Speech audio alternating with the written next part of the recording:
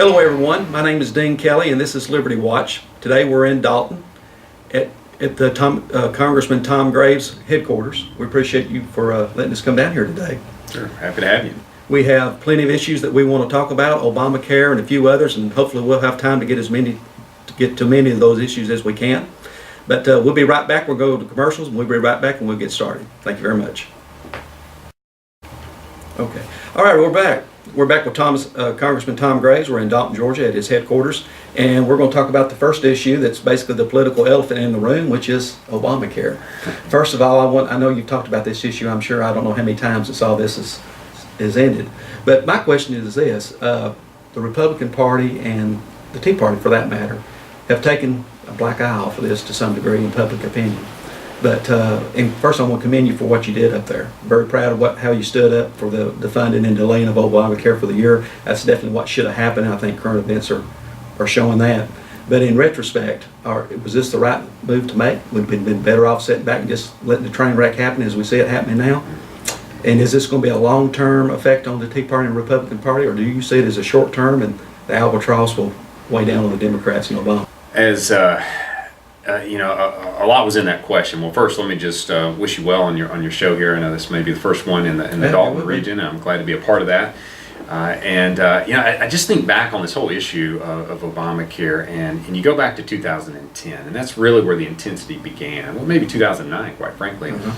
When the president was elected, he was sworn in, and he started down this pathway of trying to force the American people to purchase a product. For the first time in the history of our country that the government was going to compel the American people to purchase something, and if they didn't, they'd be punished. And not only was that problematic in itself, but then you had one of the most personal decisions that a family could ever make, being the compulsion that they would be forced to make, or decision they'd be forced to make. And you know, my very first bill I introduced was defunding Obamacare because I'd come out of that special election period, and the intensity through the election cycle was still very new with me. And I remember getting to Congress thinking, has no one thought of this? Am I the first guy to ever come up with this idea? And thinking back on it, it's only because I was just right out of the campaign trail, and I was closest to the constituents in our district and the issues that were on their mind at the time. And but then as we've moved forward through this process, and we think about the steps that were taken and what occurred in the August recess, the intensity and the concern and the care, the fear and the eyes of our constituents in our district, that created a new resolve, not only for me, but I think for all House Republicans and Senate Republicans, to make this one last opportunity to hit the pause button and say this is not the right idea nor the right policy for our country. Ultimately it culminated in, and quite frankly, the president and Harry Reid shutting down the government. And history will prove that, and stories will be written later that actually point to that, when we were being very reasonable.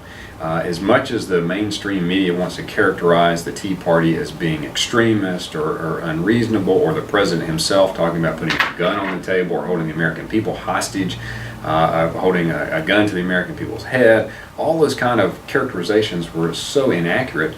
But the last proposal we put forward was funding the government, keeping it open, and delaying the individual mandate for 1 year. That seems pretty reasonable. So much so, I mean, they rejected it, Harry Reid and the president did, the government shut down, but now leading Senate Democrats are saying, can't we just delay this individual mandate? We're not ready, we're not ready. So it goes to the point that they actually forced the government shutdown. But then let me just, you ask about the black eye, the Tea Party and such, and you know, the mainstream media might want to draw that perception or characterization that it's this extremist group, when in fact you and I know, and folks in our district, that it is just American-loving individuals throughout our country that care about our liberty, care about our freedom, care about the future of our country and the prosperity for the next generation. And you know, I mean, really good folks, and we've seen that throughout the course of the last couple of years. And apparently the mainstream media is a little fearful. But as we watch this Chris Christie election, overwhelming victory, and he's to be commended for that great win. He was a Tea Party candidate in 2009. A lot of people forget that. It was Chris Christie and the governor of Virginia, that race there, along with the AG's race in Virginia, that was sort of that first Tea Party push. That was the rejection of Obamacare and the push of the federal government in 2009, that long ago. So I would say that maybe Chris Christie shows success of the Tea Party. Well, absolutely. And of course, now it's being reported in the media how individuals who wanted to keep their health care are losing that health care. Yeah. And that's going to have some serious repercussions, I believe, on the Democratic Party, because that's one of the major promises that Obama made, is that if you like your health care, you can keep it. Mm-hmm. So my question is, do you see, as this unfolds, that actually there's going to be probably quite a few Democrats that's going to be hollering for the reform also, or the changes to it, because they're going to see huge political consequences in 14 and in 16? Mm. I think you will, and you already are hearing Democrats talk about, I mean, even in the state of Georgia, John Barrow saying we need to delay. You have a U.S. Senate candidate, Michelle Nunn, who's a Democrat, very liberal, saying we need to delay it. So they're already running for the exits themselves. If only they'd spoken up weeks earlier, when they had a chance to really make a difference. Now it's too late. They've waited too late, and they've waited for the harm to occur. And I think in part of your question, you said, should we have gone through this effort to try to protect everybody, or should we have just let it happen? What was it, a decision, a decision that was made inaccurately through there? I've always been in the position that whenever we can protect our constituents from the harmful effects or overreach of the federal government, we need to do it each and every time. And we should never wish harm or ill will or failure on our constituency. And so that's why I was so resolved that we had to October 1st to do this. Once we pass that threshold, as we've seen, it's something you just can't go back through. The only answer now is it's not a delay of an individual mandate. It's not a delay of Obamacare. It's replacing Obamacare. That really is the only solution. You cannot delay the fact that somebody's policy has been canceled. You cannot delay the increase in premiums that our constituents have seen. You cannot delay the rise of deductibles or the rising of out-of-pocket expenses. You can't delay the fact that Delta's being hit with $100 million worth of new expenses, or that Home Depot's having to make adjustments for their employees and UPS theirs. None of that can be delayed. The only thing we can do now, and in fact you can't delay that insurance companies have been locked into these rates and promised enrollment that is not occurring. None of that can be delayed now. The only thing you can do is replace it with what we've proposed, and those are free market solutions that empower patients and their physicians. Well, let's talk about that. We can't just say repeal Obamacare. We do have to come back and have a plan alternative to that. And of course, free market solutions. But can you give some details on that? Because to me, I see tort reform as being an issue that needs to be addressed also to help bring those costs down with frivolous lawsuits. So exactly what is the Republican plan for replacing Obamacare at this point? Yeah, a lot of different ideas. And I think first you have to go back to what was the original intent of Obamacare. It was to, the president, I think, had a laudable goal, and that was to make sure there was accessible, affordable health care for those that were uninsured. There's about 30 million was the population at that time. Many, as you know, just made the voluntary decision not to. They had access to affordable health care. They just chose not to purchase it for whatever reason. That was their decision. Some were unaware of options that were available to them. Most had access, if not, well, I guess everyone has access, and most of it was affordable and was workable. They just were choosing not to at that point in time. Now the flip side is the result of the policy is that people who were insured now no longer have insurance, nor is it affordable. It's actually the reverse has occurred. So I say you sort of go back to where we were and you build upon the successes we had in our healthcare system, one of the best in the world. Healthcare systems, not perfect, and I think we all agree on that. But how can it be improved, and what are the improvements that can be made? I was in the Georgia House, authored the legislation to allow insurance to be traded across state lines. I think that increases competition and allows for more options for consumers. You mentioned tort reform. Georgia's been in a very strong position on tort reform, and it had a positive impact on our rates. There are a lot of great opportunities out there, but most importantly, we have to empower the individuals, the consumers, the patients, and allow them to make the decisions that are best for them and their families and their own personal situations. Absolutely. You got a fight coming up on the budget and the debt limit. How's that shaping up at the point right now? Where do you think this is going to lead to? Is this going to be another knockdown, drag out? I don't know. I don't know how intense it'll get this next time. We're in one of the things that occurred a few years ago, 2011, with the Budget Control Act, was that in law was set spending levels, and that might be one of the few good things that came out of that policy and that debate. But hey, if we don't do anything, the law is set on what our spending levels are. Sequestration will kick in again. Spending levels will go down again. We're, I think, in our second consecutive year, first time in many years that's occurred where we are decreasing spending. But overall, we have to have many reforms in our entitlement systems and such.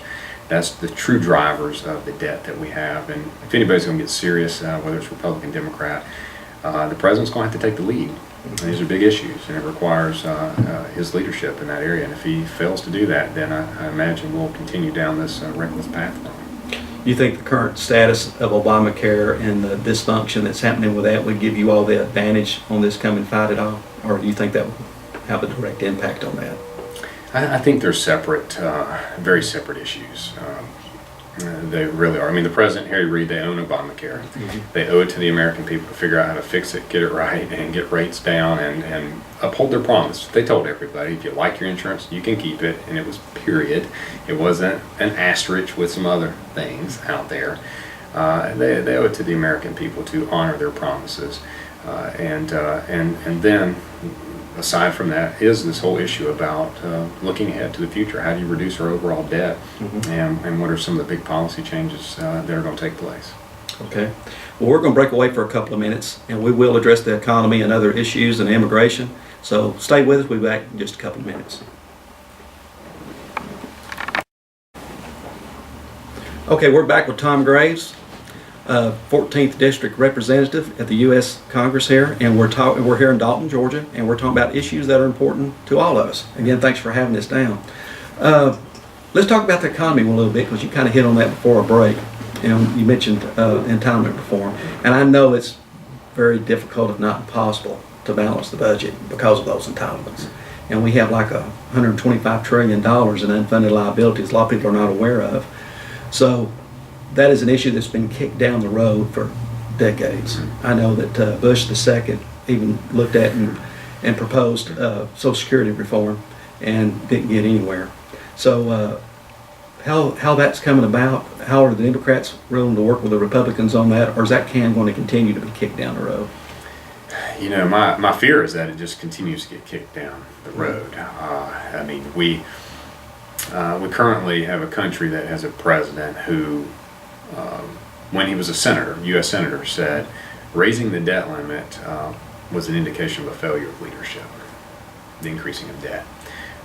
He also said that if elected, he would reduce the deficit in half within his first term.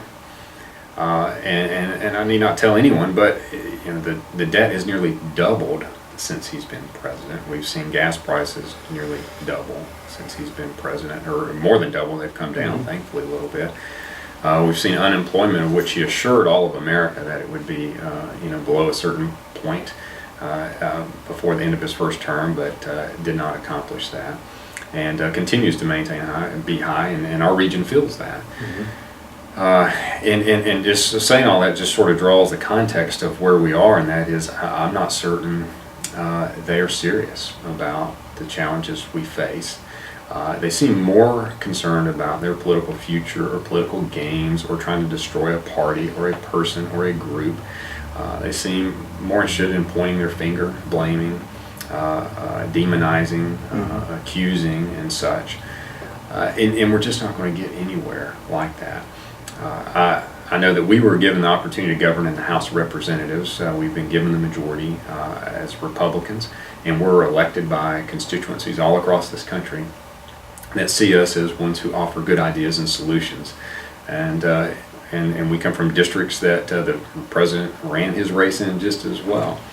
And he really does not respect the fact that we've been elected to be voices of our districts, and we're ready to fix things.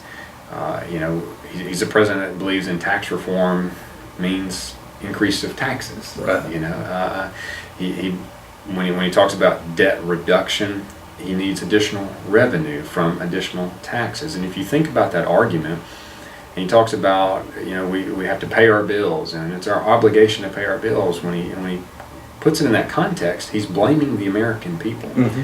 He's saying you're at fault for this. You are the ones who have driven up this debt, and you need to pay for it because you need to give more of your money to do that, instead of blaming the right source, and that is government itself. So I say all that to say that in watching what's happened over the last 6-8 weeks, they have not come to the table in good faith to negotiate, to work together. In fact, it's been just the opposite. I will not negotiate is what the president says. I will not talk about this, and they debate over what the word negotiate means versus conversation. You know, and when we're drawing those kind of lines of delineation, I think that's a sad moment because America expects us to work through these. When you have a debt that is nearly as great or greater than your entire economy, I think the American people understand that means you can't tax your way out of this. You could tax the entire economy 100% and not pay off the debt. So raising taxes on the 2% or 1% or 3% or one group or another is a drop in the bucket. Drop in the bucket. So it sounds a little discouraging, but it's a glimpse and sort of a historical perspective on what we've seen. My hope is that we come back maybe after the beginning of the year, and he has a new outlook on how we can fix some of this, and maybe just he might think that Republicans have some good ideas that he can incorporate into his solutions too. And if he were ever to reach that point, then we might get something done. The economy is a big deal. Of course, what's the saying back in the Clinton administration when they were running is the economy stupid. Yeah. Of course, now I think it would be Obamacare and the economy stupid. But the economy, it's a big point. You're right. We can't tax our way out of this. We've had economic growth between 1.5% and 2%. A lot of people just don't realize how unacceptable that is because we need more taxpayers, not higher taxes. So should the Republicans put together a plan that, even though I know the president's not going to endorse it, but it could also be a political weapon in 214 that would include tax reform, perhaps the fair tax, energy independence, which we're moving towards anyway, but we need to open up ANWR and we need to open up government lands for drilling, become totally energy independent. That would change international politics as well. It would help attract more jobs back to America. I mean, there's a whole list of things that we could do. The EPA, he signed an executive order just this past Friday, extending more power to the EPA, and to me that's going in the opposite direction. We need less regulation, not more regulation. So does the Republican Party maybe need to come up with a fiscal plan to get us out of this mess, present it to the president, and make him have to react to us for a change? Not that he hasn't had to do that, but I'm talking about from an economic standpoint. We have a lot of proposals that not only we put forward, but we've passed out of the House, and they ignore them in the Senate. I think some of the points you made, tax reform, that's one of those big issues that requires the president to be a leader on, because it just touches so many constituencies throughout the country. So many special interests, and this deduction, that loophole, and there are areas in which we have a lot of agreement, but we have to be together on it, and it can't be that he's pointing his finger saying these guys are bad and I'm good, because you can't accomplish it. Then everybody sort of goes their separate ways, when I think about those big issues, I think he's poisoned the well by not negotiating in good faith when it came to the end of the fiscal year with the continuing resolution and with delaying Obamacare and with the debt limit.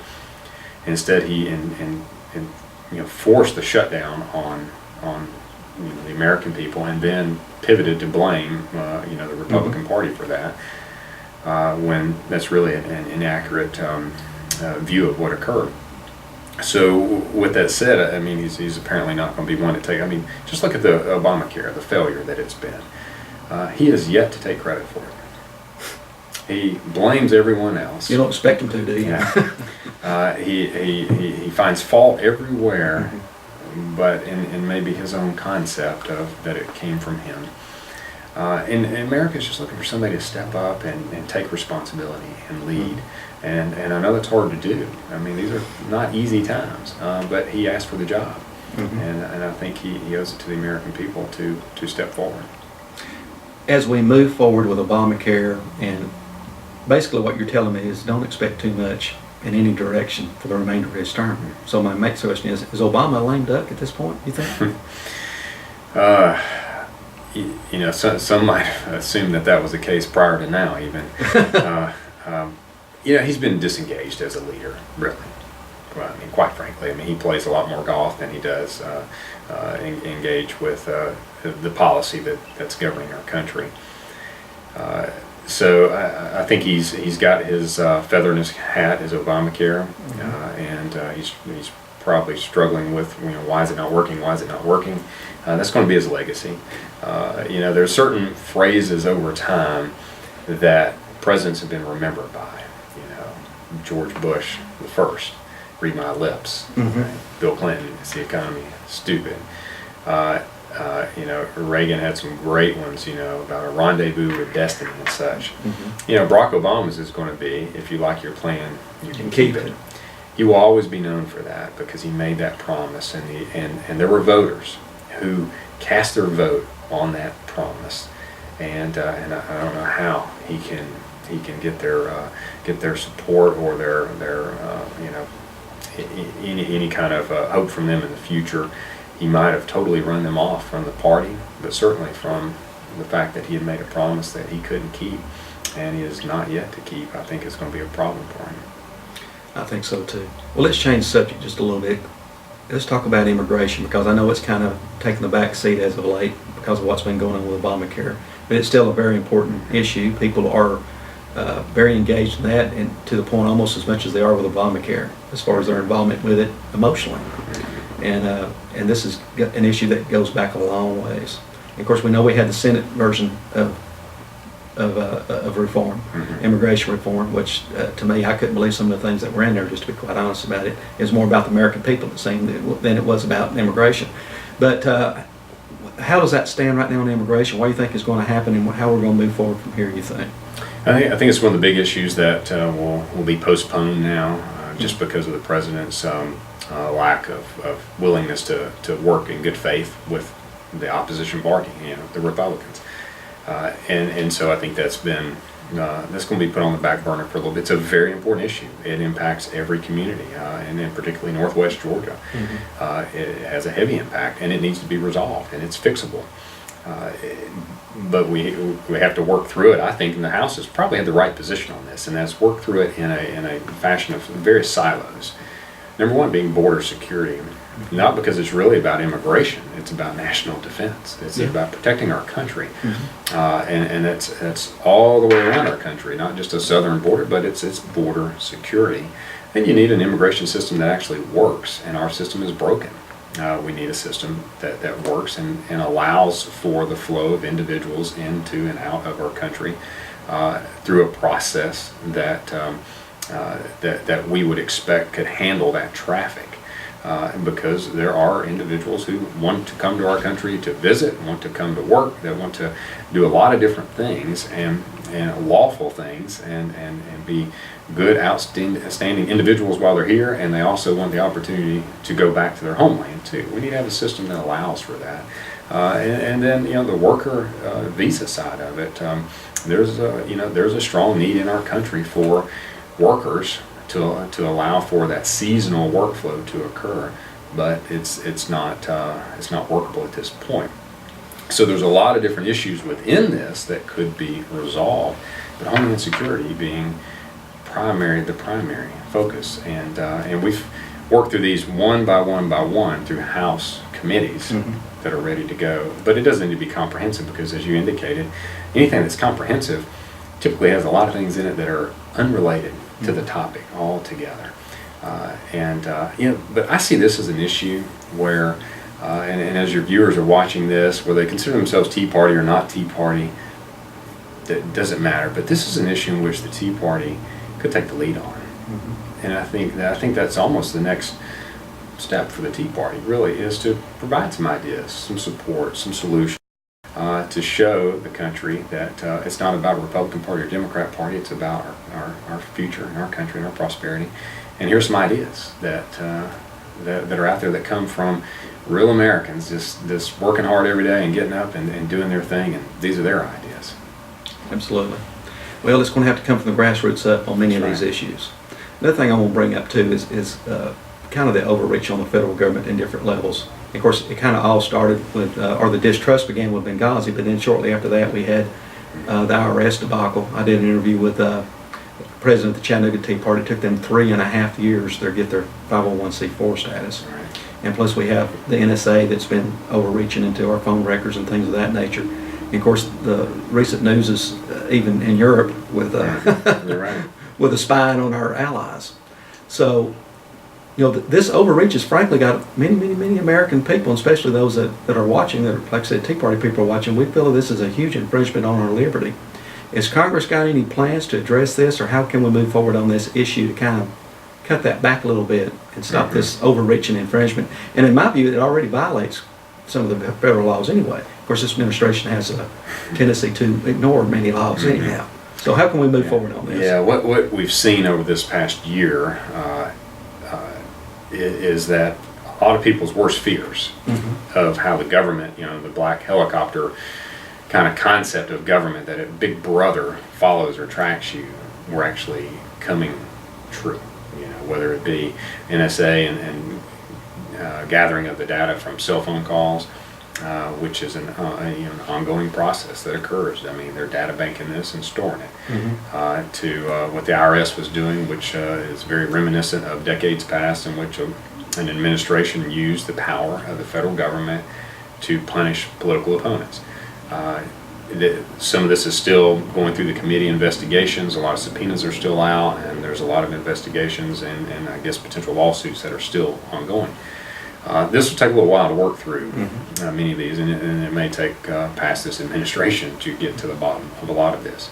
The IRS, the main question that we should all be asking, though, about the IRS overreach is, who ordered this? Where did it come from? Somebody came up with this idea, and it was likely not a subordinate worker in Ohio somewhere. Yeah, like it was started. And that was true. It Proven came not to be from true. somewhere else. It came from the top. And the NSA, I think we have some opportunities there now that the awareness is in Congress. We were bringing this up, our concern that could our government have too much power to infringe upon civil liberties? And I always told, no, it's fine, it's all okay, it's all good, trust.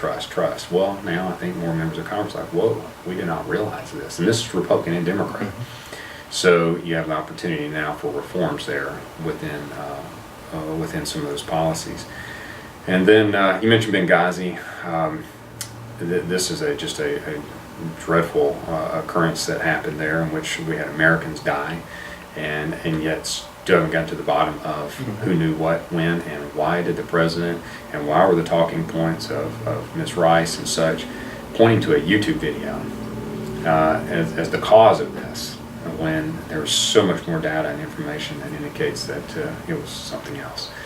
So a lot still to get to the bottom of. Okay. So what's going to be the priorities coming up? What are you and the other conservatives, and what's your goals and your ambitions to, if you can achieve anything before the end of the year? Sometimes you wonder if it's about achieving something or protecting. That's right. And I think right now we have found that, likely over the next couple of months, it's going to be more of a defensive posture. We want to protect our constituents from increase of taxes, from additional spending, from that overreach of government, and whatever we can do about Obamacare, which I feel like there's not much we can do right now. I mean, it's just doing, you got the president here, Reid, and HHS secretary out there doing everything they can to prop it up. When really it's going to require a replacement in order to fix it. So I think we're going to be in a defensive posture here for the next couple of months as we go through these additional spending and budget discussions. One more question on Obamacare. Do you think that, and I've had a lot of people tell me this, do you think that this was it was designed to fail from the beginning so they can move towards the single payer option on Obamacare? Do you think that, could they have been that smart or that stupid to set it up for this purpose? No, I don't know that was their calculated position. that might be their fallback Yeah. position. I don't think that's their calculated end result. I really believe that they feel like government is a solution to all these problems all the time, and that just spend enough money and provide enough government is going to fix it. And this is a real life example of where that just doesn't work. Government is not the answer. Well, you think that's the lesson to learn from this? Is that government can't solve all our problems, and Obamacare is just too big for our government to administrate effectively? Yeah, and not only that, that the American people, they like their independence. They like their control. They like making their decisions. And this has struck a nerve that I don't think the president ever thought would have the reaction that it has right now. Okay. Thank you very much for being with us No, today. thank you, Dave. All right, thank you very much. This has been Liberty Watch. We'll see you next time. Thanks for listening and watching.